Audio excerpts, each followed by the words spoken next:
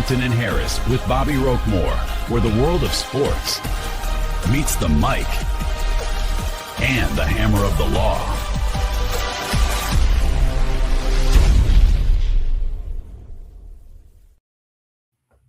And good evening, everybody. Welcome to the latest edition of Hampton and Harris with Bobbi Roquemore. I'm Rickey Hampton with my great friend John J.D. Harris, coming to you on a special Wednesday night tonight, Sweet 16 edition of Hampton and Harris, Hump Day, all that good stuff. JD, good to see you as always, my brother. Thanks for inviting me, my man. You know, I appreciate that invite every week. Absolutely. We're new here on Sports Fluent Net, and we're going to be here every week. Most weeks we will be here on Thursday. We wanted to do this tonight, just talk for a few minutes about, big weekend in college basketball, and we'll touch on some other topics tonight and get in our Tendex ratings. I want to get our viewers used to our Tendex ratings that you've been doing for a long time, and as people get to know us, they'll get a better understanding of the Tendex ratings. But John, because we're so new, I do want to get you to explain what you do with the system that you've been using for almost 30 years. Yeah, it's something I learned a long time ago. I used it. I covered the NBA for a long time, and it was very beneficial. I guess like everybody else, when I first heard about it, I don't know if the skepticism was the word, but just curious. And then I learned how to use it from the originator, Dave Herron. He taught me how the system works. And the more I used it in my line of work, covering the Detroit Pistons and Orlando Magic, the more I understood how good it was. It helped me with my coverage. It gave me an insight into players, maybe better than what their statistics, their scoring averages might have shown. And, then it transferred to college players, especially going into the draft, being able to target players, even unknown players from schools that people don't really know about, haven't heard about, haven't seen on national TV. And once, as the years have gone by, Rick, just uncanny with his accuracy, predicting a lot of players that I had no idea about, and just said, this guy is good, this guy's a bust. And as years went by, I learned to trust it more and more. And the other thing about Tendex, Rick, in doing it, I go through all the teams. I get a better feel for the overall statistics for each team. Like now in the Sweet 16, I have a pretty good idea. Their best players, their strengths, their weaknesses, who rebounds best, who turns the ball over more, those type of things. So doing Tendex, not only do you get a rating, a 3-digit rating, but it also just gives you more insight into the teams themselves. Yeah, and you couple that with your eyes, because I know you trust your eyes. You've seen it in basketball too. Yeah, I love to get in debates with folks. They want to argue about somebody or this guy or that guy, and I'll say, "What are you basing your opinion on?" Well, I saw him play last week, and the dude can light it up. I said, "Okay, you got anything else for me besides that?" I just like him, and, Right. and unfortunately, Rick, that's what a lot of teams do. Scouts, they like a guy. They like him. Everybody likes him. This scout from this team likes him. This guy likes him. So we're going to pick him high because everybody likes him. And guess what? If we get it wrong, well, everybody liked him. Tendex doesn't get caught up to that. Tendex just looks at the guys, looks at the players, looks at their numbers, and said, hey, this guy has the ability to play at the next level, at a high level. This guy over here is underrated or overrated. I mean, I'll give you an example. Darren Patterson with Kansas this year. I mean, just everybody has just jumped over the moon about him and how great he was. I had no idea. I saw some highlights of the guy. He can obviously stroke it. He can shoot. Then I finally did his rating, and I was shocked. it was low, and I did it several times to make sure I didn't make a mistake. And his rating right now, it's okay. I guess he's going to come out early to go to the NBA draft. Some people had him projected as being a number one pick, but Tindex just said he's a great scorer, but there are other elements to his game that he needs to improve on. So, and I think the scouts are beginning to look at that now. Well, let's start off. We'll hit the men and women. We got Tindex ratings we're going to get into. We'll talk about NBA around 10 o'clock or so. We got games tomorrow, JD. We got Texas and Purdue at 7:10. Iowa, who knocked off number one ranked Florida, takes on Nebraska. I'm wondering what time kickoff is for that game, but it's a basketball game. That sounds like a Big Ten battle right there. You got that right. Arkansas and Arizona, 9:45. Yeah. And Illinois and my team, the Houston Cougars, with one of my favorite coaches, Kelvin Sampson. Yeah. Kicks off at 10:05. Those are the four games tonight. Thursday. And we'll get to the Friday. Well, let's just go over the Friday game. St. John and Duke, Friday. Another good football game. Alabama and Michigan. They play at 7:30. Michigan State and UConn. Two Hall of Fame coaches going against each other at 9:45. Yeah. And Tennessee and Iowa State at 10:10. So some good matchups, JD. But let's go to the ratings and see what Tindex is saying about these schools. And sitting on top there, it's a tie with Michigan and Arizona atop the Tindex ratings. Yeah, I mean, both teams played well, their first two tournament games. You won't find a lot of drops, teams going from 121 to 125 over a 2-game period. You might see slight increments here. Both of these teams pretty much stayed the same. Duke got about actually almost a point or so better in their first two tournament games. There's not a lot of change, just over such a small window of 2 games. But the top team, and you look at the ratings tell you a lot. You got 3 teams that are 120. Then you see how it kind of drops off. There's a small group of teams that are ranked that high. And then you have a lot of teams in the middle, the 116, the 117, the 115s. And then you have at the bottom, actually, Texas, which is the only double-digit seed, I believe, that's still playing. They had the lowest rating amongst all the teams coming into the Sweet 16. And, it'll be interesting to see how they navigate that as they climb the ladder.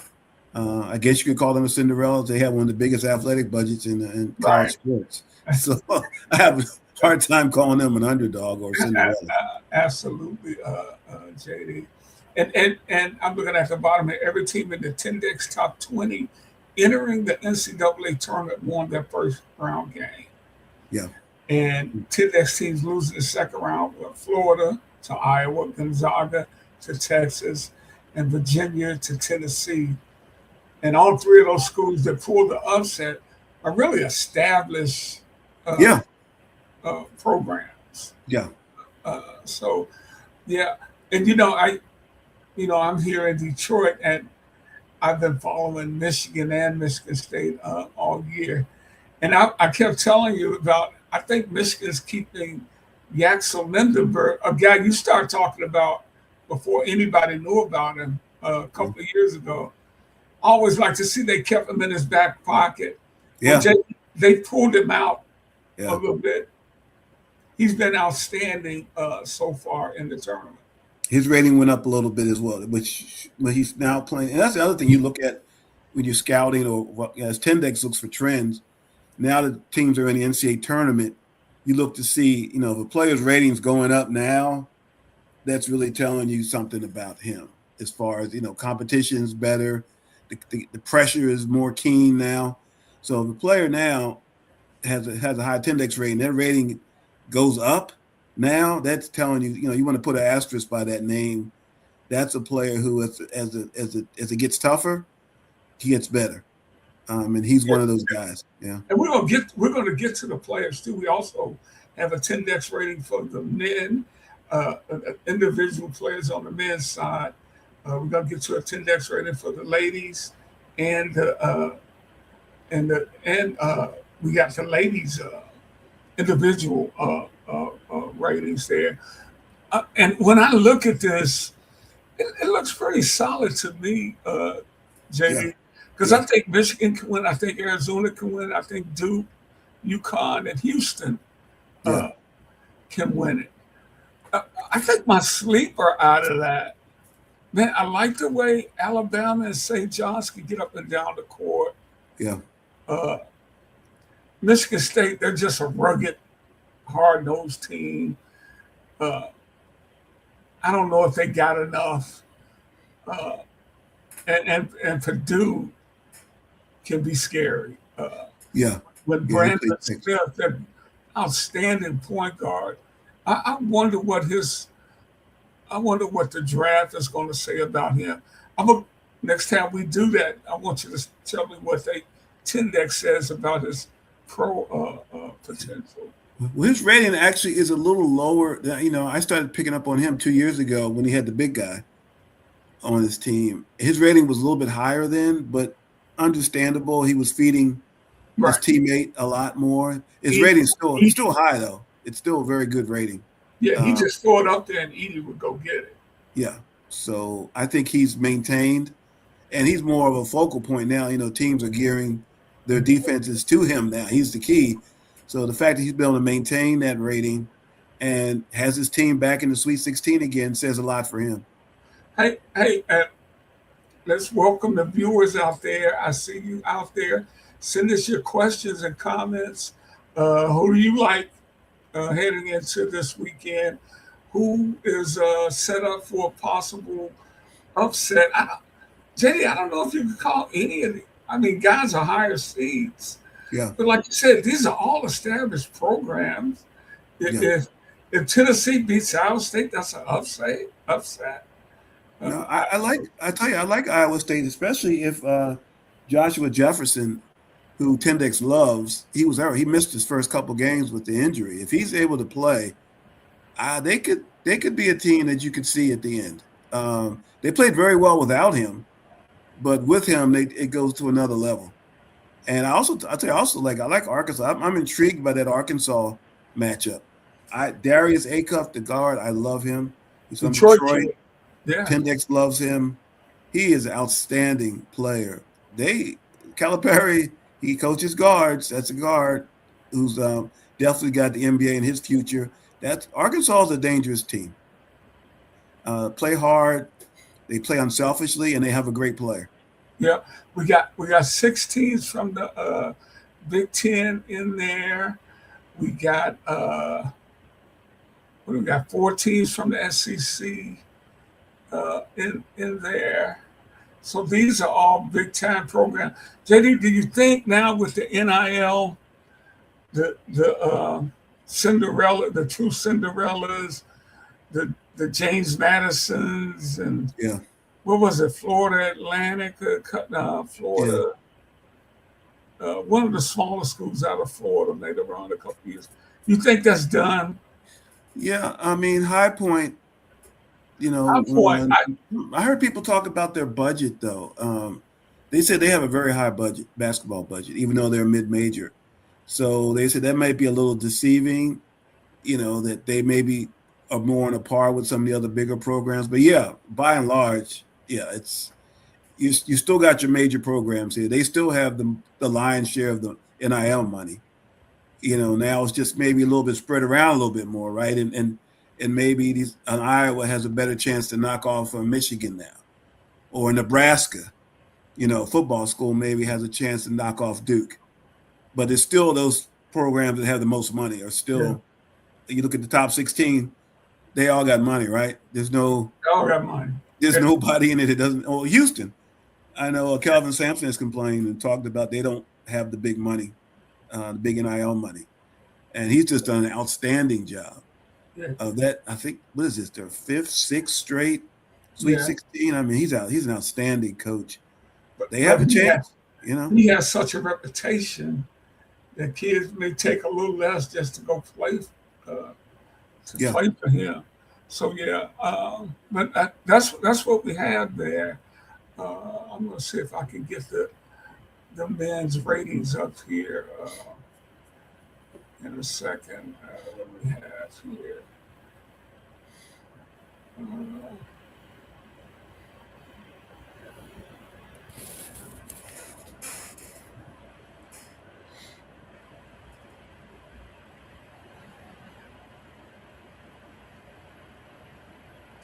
Now here's the individual.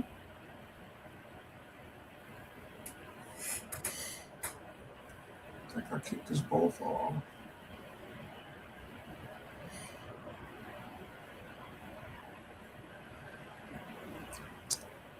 The Tendex individual players. Whoa, Acuff has really shot up the board. Yeah, well, BYU guy, DePansto, he was up there high, but now they're knocked out. He had the second rating, but Boozer's rating has gone up close to 100 points since the tournament started. Acuff, the same, is going up about 100 points. Swain is a little surprising to me. I did his rating before the tournament. It was very high. He hasn't really shown that to me. In fact, his rating is going up, but he's not like a big scorer. He does everything.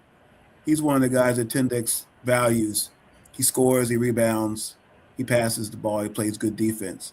So not all great Tendex players are like great scorers. You know, other statistics may make up for the points. And I think he's one of those guys. I think he needs to shoot a little bit more now. He is their best player. And for them to advance, get past Purdue, he's going to have a big-time game. Yeah, that's Braden Smith. He's ranked pretty high there. JD. Oh yeah, he's bona fide. I mean, now it may hurt him because he's smaller and he's a senior, and for some reason, NBA teams don't like to draft seniors and juniors. I don't know what it is. They had no trouble drafting the Tim Duncans and all those guys back in the day who were seniors, but now all of a sudden we don't want to draft seniors anymore. I don't understand that. And we're joined by our great friend Bobbi Roquemore. Bobby. Hello. My favorite time of year. NCAA basketball, baseball is about to start. Absolutely. Bobby, how's your bracket looking? I stopped doing brackets a long time ago, but as far as who I think is going, who I thought was going to make it, I'm glad to see the Big East do well. 2 of the 3 teams made it. I'm glad to see the Big Ten do well. Yeah, Big Ten. After a slow start, let's just say, with Ohio State and Wisconsin. And so 3 of the 4, the Houston South Regional is here, and 3 of the 4 teams are from the Big Ten. That's and of course, Houston. Now they play, of course, at an on-campus arena, not the Toyota Center, but having your fans kind of nearby is helpful. At the same time, prices are high because Nebraska's never been there before. Iowa hasn't been there in forever. And of course, Houston is Houston. So it's just been a fun tournament overall. It really has. And again, tomorrow night we got Texas and Purdue, Iowa and Nebraska, Arkansas and Arizona, and Illinois and Houston. Illinois, I was surprised they got here. They really they were kind of up and down team throughout the year. They had the young freshman. Is that Wagler? Yeah, Wagler. Yeah, he's on that list. I saw him the night he had 40. I'm like, goodness gracious. Apparently he was under-recruited out there, man. Apparently he was under-recruited. Was not a major recruit until the very end. Everybody jumped on the bandwagon. Right, and Brad Underwood has been at this forever. I believe that's the Illinois. Yeah, he's been at. I'm just trying to remember where else he was at. I mean, so he always seems to find a way. Yeah. Yeah, Illinois has been very, since he's been there the last few years. I mean, they've been right in the thick. I mean, he's They've had had some them in really contention. He's done a really good job at that program. Yes. To me, this is one of his better teams. He's had some better teams that didn't even get this far. So props to the Fighting Illini and the Big Ten with 6 teams in there. Anybody else on this list, guys? Jeremy Fears from Michigan State. I wonder what his pro prospects are. His toughness reminds me of Mateen Cleaves back in the day, and his leadership. And I think he's a lot like Mateen. He's not a great offensive player, but hard-nosed and tough. But he has a much higher rating than Mateen Cleaves had, though. He has a very high rating. He's a freshman, right? Is he a freshman? He may be a redshirt freshman or something. I'll look that up. He has a top 5 lottery rating right there. Almost. So yeah, he's had an outstanding year. The guy that if Michigan State's going to really, I see the highlights. So what's the guy that always gets all the amazing dunks? But Cohen, yeah. But if they're going to do anything, it's going to be Fears that's going to take them there. Yeah, Fears is a sophomore. I think he's a redshirt sophomore. Is it okay?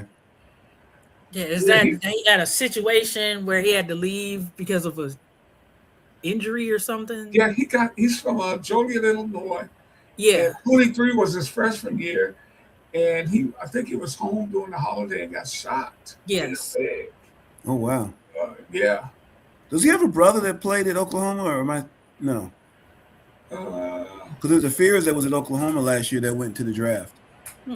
That may just have the same name. But he was a point guard as well. He played at Oklahoma last year. Okay. Yeah, and I'm looking at the draft room here. Boy, they definitely have him as a if he comes out, he may not come out since he's just a sophomore. But they like him. I mean, to that point, Rick, it's almost like these guys have to come out, because to me it seems like now the longer you stay in college, the scouts they knock them down. I mean, I would imagine the top maybe almost the top 10 players will probably all be freshmen that'll be drafted. I mean, that was like the case last year. They just punish our guy Yaxel in Michigan. He's not going to be a top 5 pick, I don't think. You're absolutely right. It's a shame, but they punish these guys. So for that reason, these guys are going to probably come out where their value is at highest, even though they still have developing to go. And you guys know this because y'all have been around. I got a good buddy, former scout and front office guy in the NBA, and he says there's 30 teams in the NBA, and about 20 of them don't have a clue what they're doing. He's right. And they're thinking about adding 2 more. I believe Seattle and Vegas are very much up for expansion. It's getting very close. Yeah, they're gonna become. We're gonna get there. I want to get to the ladies also. Are we good? We're good here. Yeah, Tendex didn't predict. All Tendex does is show the matchups and then put the team's ratings. If you want to pick the team with the higher rating and say they're going to win, you can. But Tendex just likes to show them what their rating is playing each other. So, we'll see. The top. I think this tournament was wide open on the men's side. Oh yeah, I really do. So let's see what else we can get here. What am I doing? What have I done to myself?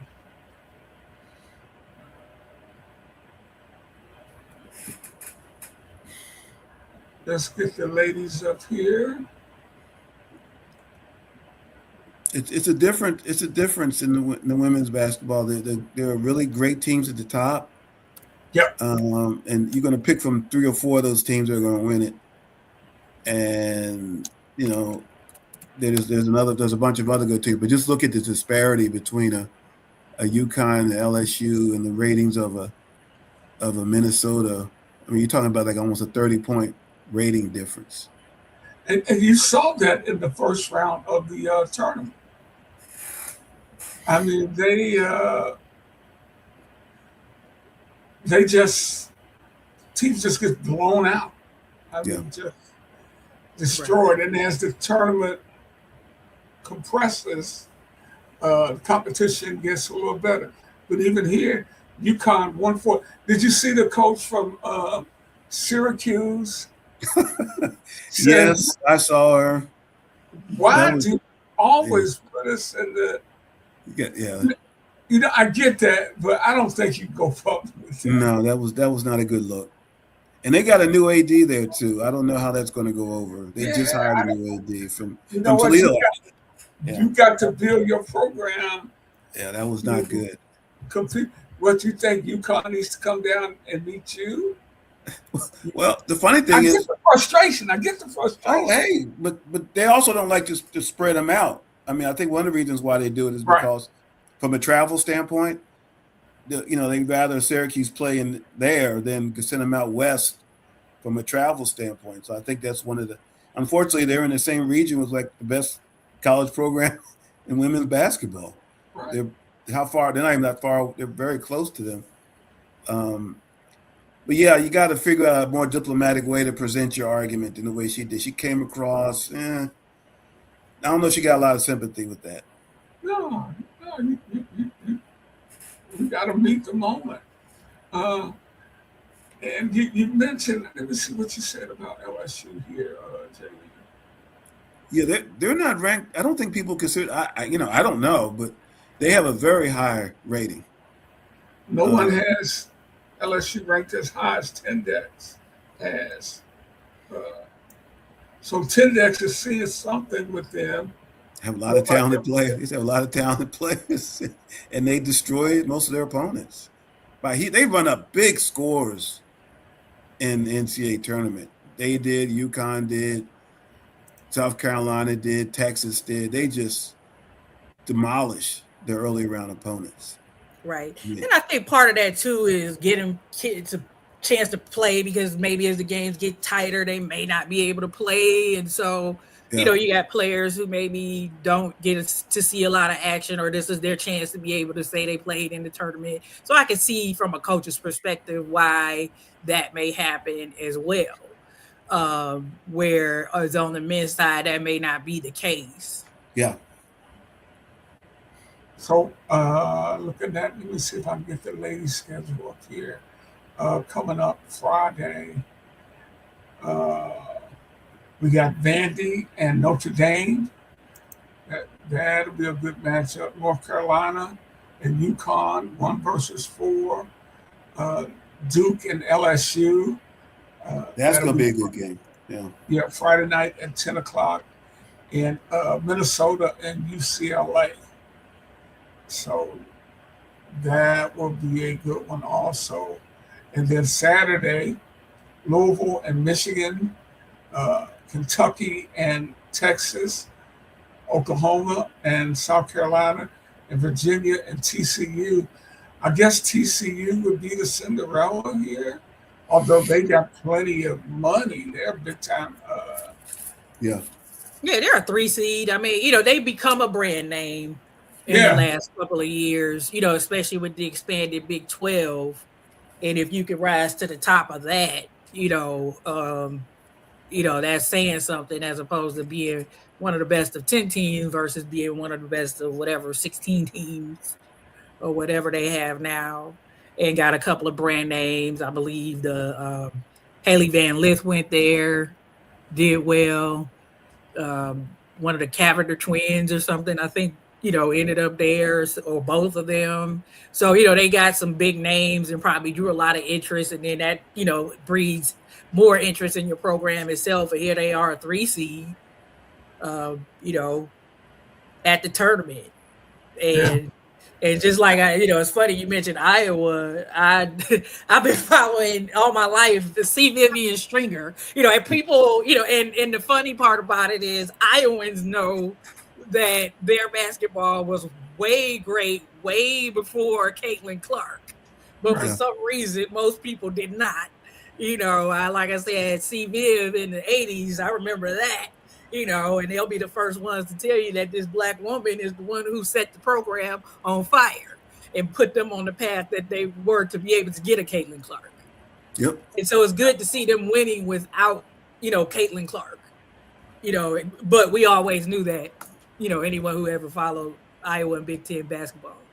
And if you look on the ladies' side, just like we were just talking, really no Cinderellas and not even close to being a Cinderella on the ladies' side. Because going back to what the coach from Syracuse was saying, it's really hard to upset teams because first round, you got to go to their place and play. Number one, right?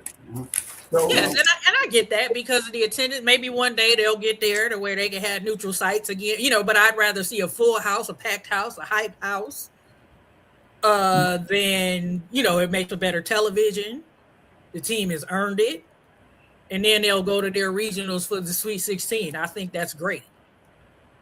Well, Notre Dame, who has the lowest rating of all the 16 teams, has the play with the highest rating, which is kind of, I don't know if people really realize that. Hannah Hidalgo has a higher rating even than Sarah Strong. And I didn't realize it until I did her rating. She's outstanding. You could have a situation where you have one player just taking over a tournament game. Mm-hmm. I mean, because clearly they're not the best team, but they have the best, if not one of the best players. So I would just say that game is going to be worth watching just to see what Hidalgo is able to do and how they play her. How teams defend her. That could be a possibility. But overall, you're right. I don't really see a Cinderella in the women's bracket. I'm trying to get them up. Yeah, I mean, I guess you could say I thought Iowa had won that game. Actually, they lost it in overtime. I feel like I saw that, and that's what I'm like surprised. So actually, your Cinderella would be the 10 seed Virginia, even though that's a brand name too. Yeah, going back to Dawn Staley again, the 80s, and but here they are as a 10 seed, and they upset number 2 Iowa. So, yeah, like I said, I feel like I was watching that game and just thought Iowa had it, but apparently not.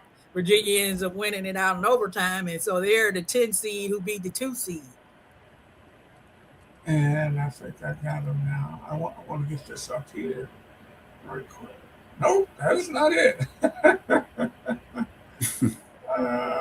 Let's see.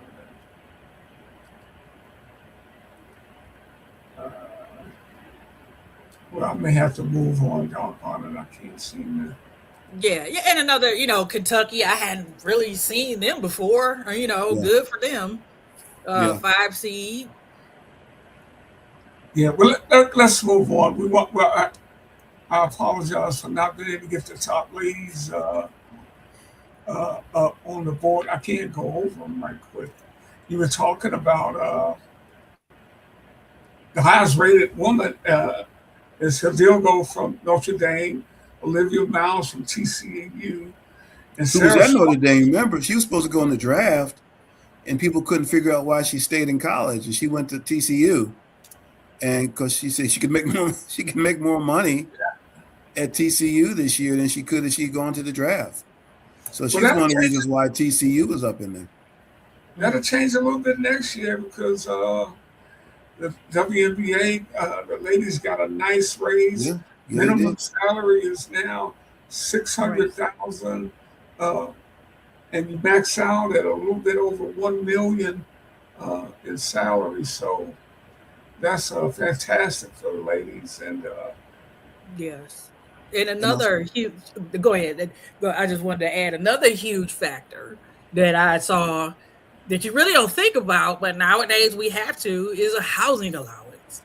So imagine that $74,000, and then you play for the New York Liberty, and it's even less than that. So that's nice to see that the younger players will be able to get a housing stipend, on top of their salary, because that's just where we are now as a country. It's just hard to.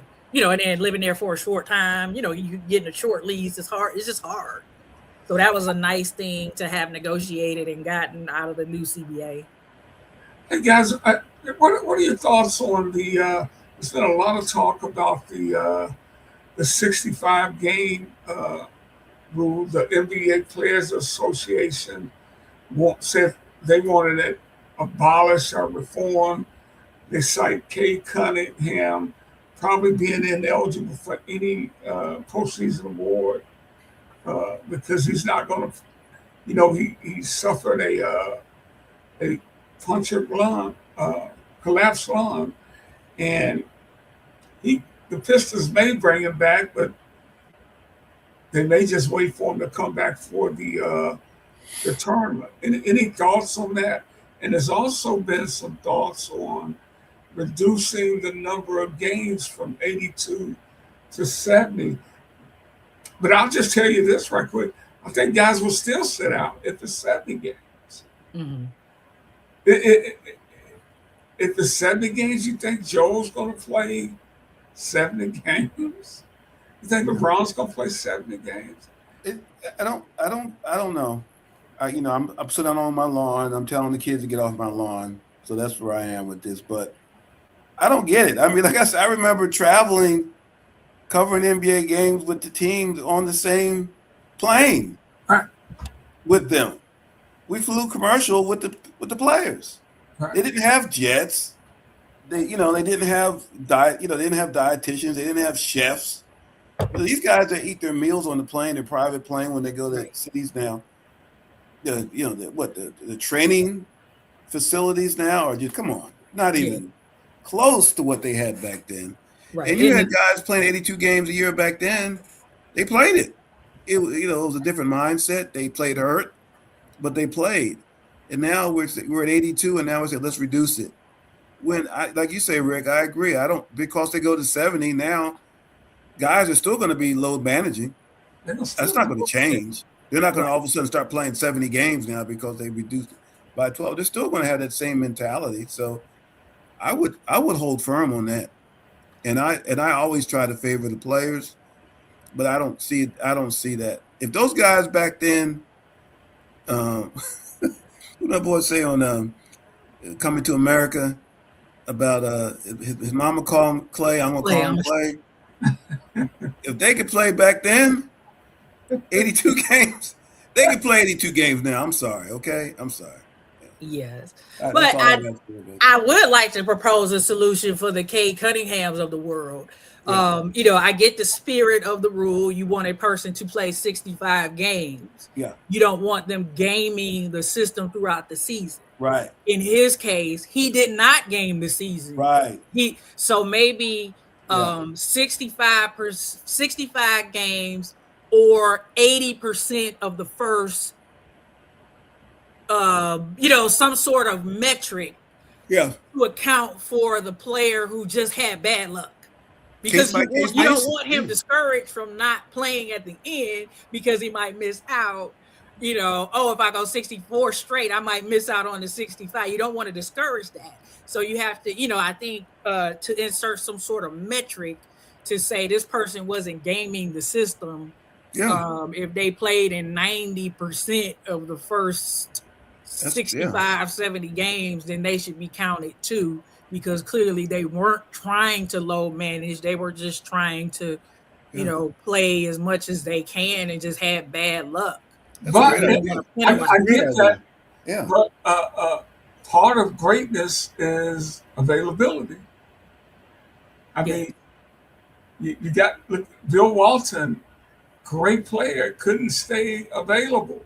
I mean, so, but, and I say that, man, if this guy, if his impact was so dynamic in 64 games, that you think, despite him missing these games, his contributions to his team and was so that, vote for him. If you don't think it, don't vote for him. I think of Gale Sayers, only played 5 or 6 seasons. Yeah.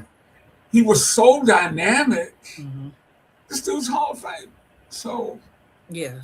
Megatron, same thing. You didn't play long, but played a lot. Barry Sanders, but there has to be some sort of metric to protect the player who is trying to do what the NBA wants you to do. but has bad luck towards the end of the season. Yeah, if you miss 20 games with a knee injury, then yeah, I'm going to give you the I'm not going to punish you. Why should I punish that person? He misses 20 games with an injury. Okay. Right. A legit injury. Right. Yeah. And they came back, or like you said, it could have been in the middle of the season where they played the first and then missed 20, but again, it's about the spirit of the rule as written, the spirit of the rule, and what are we trying to accomplish, and having some sort of metric of availability versus do not play coach's decision. Okay, that's out of your control. Yeah. Versus do not play because I'm resting. Well, what do they call it? I saw the word. I said, "Are you kidding me?" Whatever they call it. Rest. No. And again, hey, we PCO. Hey, I need a day off every now and then. I'm not mad. But I mean, it's just the back end of a back to back. I get it. I get jet lag very badly. So I understand.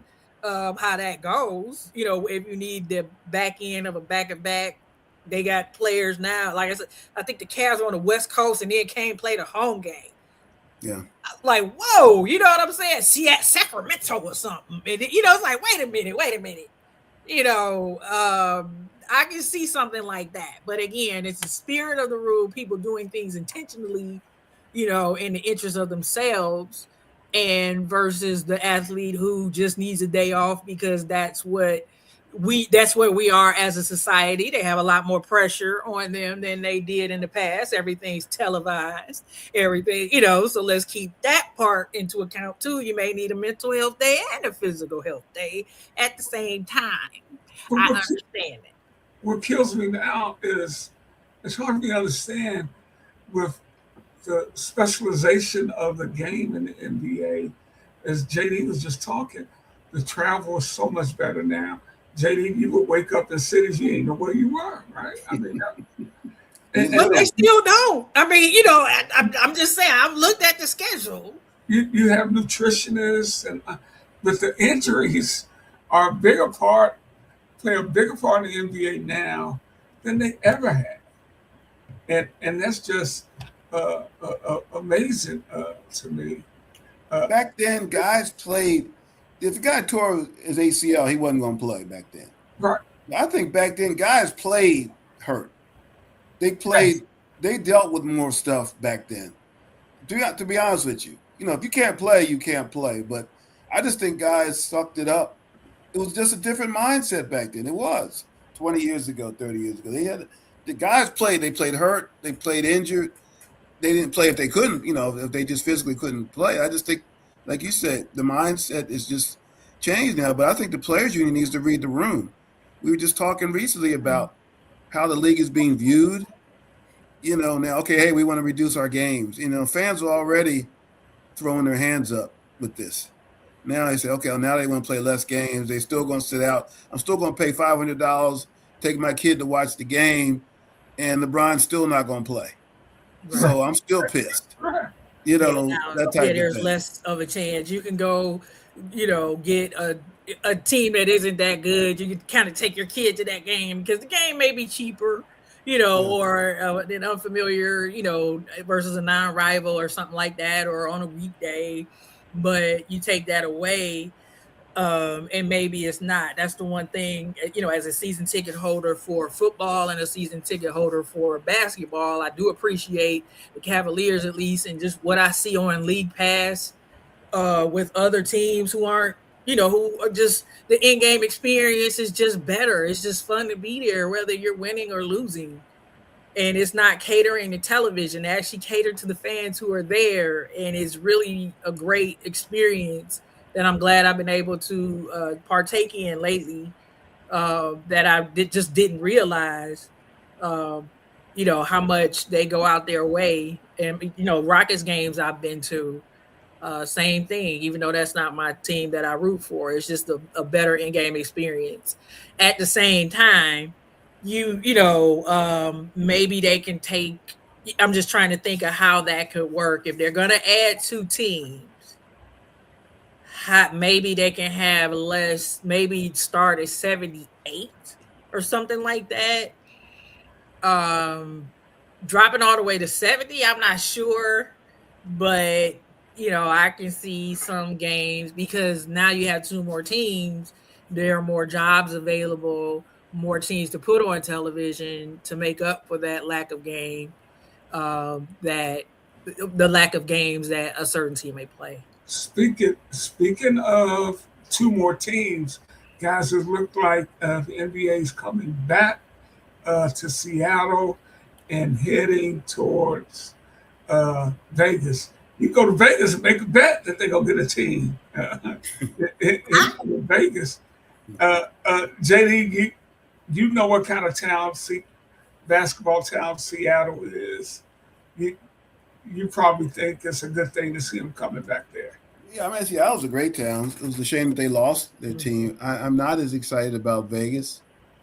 That just bothers me, concerns me. I just, it's Vegas. And having an NBA team there, I mean, I don't know how it's really going over with the Raiders there. I haven't heard some not so positive stories about it. I don't know. But money is money, and this league is about making its owners money. And those owners are going to cash out on the expansion fees they're going to get. They're all going to get paid. So they want it. So it's going to happen. I mean, the population, Vegas boomed, when the economy boomed, but I just wonder if they have the population to sustain all 4 sports teams. Remember, the first team that was there was hockey, and they've done well. The Knights are great. They have just, that was a great idea to put them there, and it made it safe for other leagues to think about it. Yep. Cleveland doesn't even have all 4 teams. I mean, we don't have, Pittsburgh doesn't have all 4 teams. That's hard. That's hard to do. And I just don't know if they can sustain that. And there has to be another city somewhere that they can find if they want to expand. Yeah, I take you back years ago when I worked in St. Pete Times, now Tampa Bay Times, and they were trying forever to get a baseball team there. They almost had the White Sox. It was like a midnight deal, and it's going to be great here because we've got all the retirees, and they all moved down here, right? And they finally got a team, and they play in the smallest stadium, which the roof blew off last year in a hurricane. The attendance has been horrific the whole time. Well, yeah, that's true. The retirees are down there, but guess what? They all have their favorite teams, and they all go to training. They all go to spring training games. But guess what? Those great baseball fans, they couldn't be bothered to go to the Dome. You look at the numbers. Tampa Bay's attendance has just been, and there's been talk of them possibly moving. It's just been horrific. And I'm not comparing that to Vegas, but sometimes your eyes get bigger than your stomach.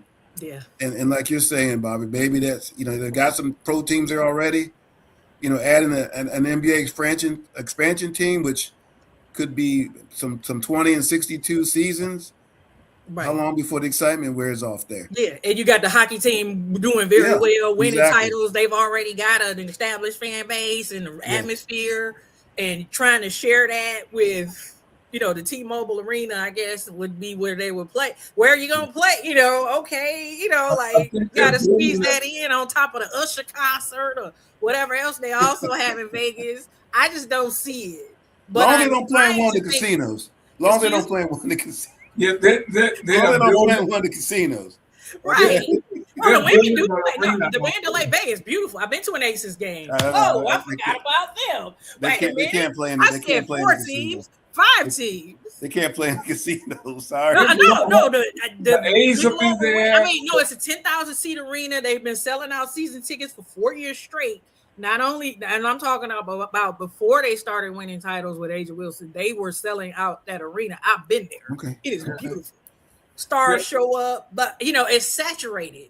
I mean, we're getting to the same point again. It is saturated. I'm just trying to think of a 30-second city that they can add. Obviously Seattle, but maybe that's our homework assignment. Find a 30-second city for the NBA. You better hurry up because they don't. I think they've already dotted those I's and crossed those T's almost. That deal is what's going to be interesting to see who's owning some of these teams. I remember LeBron early in his career, he say he wants to own a team. Then I think I heard him say he's not interested now, but I wouldn't be surprised if he's part of some ownership group uh, that bids for a team. Hey, let me just get everybody caught up. You're watching Hampton and Harris with attorney Bobbi Roquemore. We just got a few more minutes. Man, time has flown by here tonight. Hey, send us your questions and comments out there.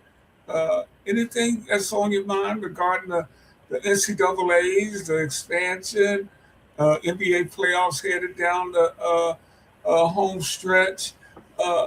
Any thoughts on the final weeks of the season, guys? Anybody you think is putting themselves in a good position? We didn't do our Tendex NBA ratings tonight because we wanted to focus in on the NCAA tournament.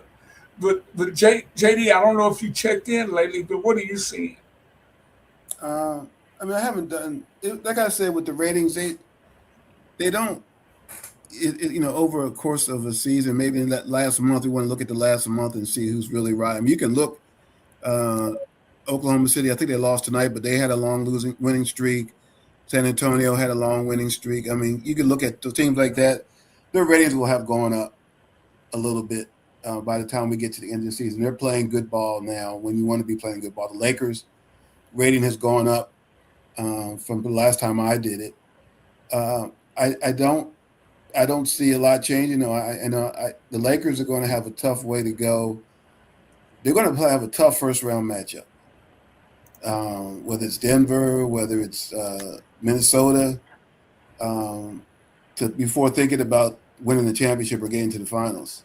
It's going to be hard. I mean, you got to get through there, and at the end of it, you may have to play. You have to play San Antonio. Then if you get through San Antonio, you got to play OKC. So, if can they lace it up for 3-4 straight weeks, 7-game series? You ain't taking no days off. We ain't no more load management. No more elbow injuries. You're going to have to play. And teams gearing up, how to take the ball out of Luka's hand, how we force these guys to continue to play defense. Those are the things that happen in the playoffs that don't happen in the regular season. I'm intrigued it's about San Antonio because I think they're on a hot roll. I know Wemby's saying he should win the MVP and all that, but I'm fascinated by this young team. None of these players are going to the playoffs. I'm going to be fascinated to see how they handle that because that's a different world. They don't know it because they've never done it. Now, Harrison Barnes is on the team. He can tell them what it's like. But until you experience it, until you experience more physicality from the officials, teams just really getting you on their sites for 2 weeks, taking away some of the things that you were really doing well, how they handle that will be really intriguing to me. So I'm looking for things like that. And your Pistons in the East, can they hold off Boston, which seems to be making this late season charge and make it to the finals? Right. And add New York in there since the last and your time. Cavs. I mean, Yeah, I mean the Cavs. Yeah, we're up and down, sideways. I don't know. It all depends. But the Knicks have been looking well. In Orlando, I thought they were making a huge move, but it looks like they're sliding out. Yeah. Orlando's lost 6 straight. I don't know if they played them. They have won tonight. The Knicks, to your point, have won 7 straight. The Pistons lost tonight in overtime, but they had won. They were 7-3. They had won 4 straight 7-3 in that last 10 games. But you mentioned y'all don't think I'm crazy. I am not a big fan of Luka Doncic's game. I don't think the Lakers are going to beat anybody with him leading the way, Bobby. I know the guy's a phenomenal shot maker. Yeah, but I saw him when he was here the other night in Detroit. He had 32 points. He probably shot 32 times. Mm-hmm. He's a volume scorer. He's not an efficient scorer. And, maybe that changes a little bit. And maybe it might be better, JD, if they get the ball out of his hands and let LeBron Austin Reeves do some work in the playoff. Well, we talked earlier. I told you he reminds. It's funny how he's viewed, but he to me he is a paler version of James Harden. When James Harden was in his peak, he was putting up monster numbers, and he was dishing it, and he won MVP, right? He won 1 or 2 MVPs. Yes. I mean, there was nobody better. I don't see Luka's game, and maybe he's a little bit better ball handler. I see their games being very similar, to be honest with you. And it's hard for that kind of player to win it all. You know, it just is. You know, playoffs are just so different, so much more physical. And they're not going to just let him just – if they play against OKC or San Antonio, they're not going to let him just dribble it up and do what he wants. They're going to take the ball out. Rick, to your point, they're going to take the ball out of his hand, you know. And those good teams are going – those good teams, those good coaches, they can lock in on you because they're not leaving tonight to go play Atlanta tomorrow. No, we playing you again, and we locking in on you. Yeah. And that playoff basketball is when the coaching really steps up, when the focus of the team steps up, and all these top teams are good defensive teams. So that will be interesting. You know, JD, you've been trying to tell me Detroit. I as you guys know, I'm in Detroit now. I'm naturally skeptical of a Detroit team. Come on, don't be skeptical. Go for it. But you know what? They are a really good team. And this little stretch without Cade has showed me something that they benefit them in the playoff. I always knew they were a very good defensive team. And they are going to be able to lock in on teams in the playoffs. But teams going to be able to lock in on them. So we might see some 94 games in the Pistons. I hope so. I'm getting tired of these 137, 24 games, man. I'm serious. I want to see some 90 to 87 games. That's what I want. Hey, what about Philly? They're in the 7th spot, 40-32. Atlanta, who beat Detroit 130-129 in overtime, they've won. They're 9-1 in their last 10 games. Wow. But Philly, man, if Joel decides, you know what, I'm gonna be Joel. You can't trust him, no can. How many times we gonna say that, man? Yeah. We don't say that. How many years have we said that? Yeah. And we had that run. Remember, he came back this year. Oh man, look at him. He's unbelievable, right? And you knew it was going to happen.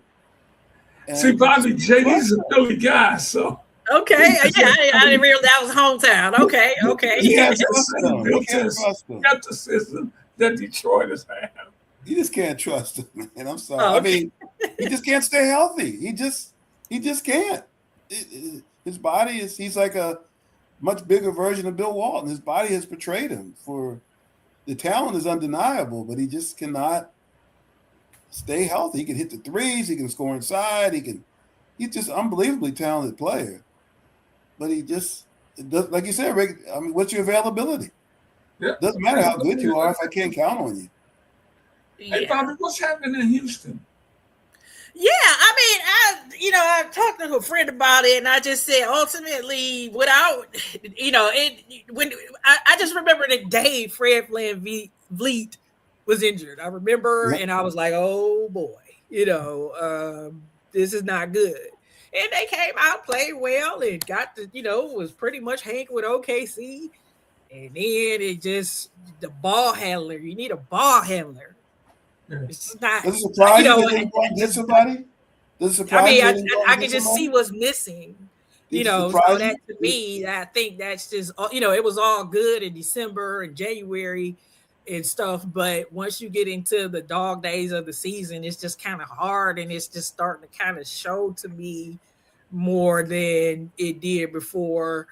And then apparently KD and his burner phone issue. Oh, God. I don't know. I don't get into the gossip, but so it's just starting to see a couple of little cracks around there. But again, they have a solid coach. I think, and he has something to prove again to himself and to the world. And I think, and he's done a great job so far.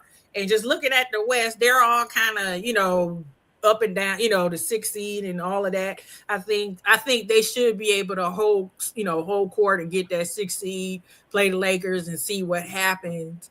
But that's just kind of been my thing. Just, like it just ultimately just wasn't going to hold up. Not having that much talent.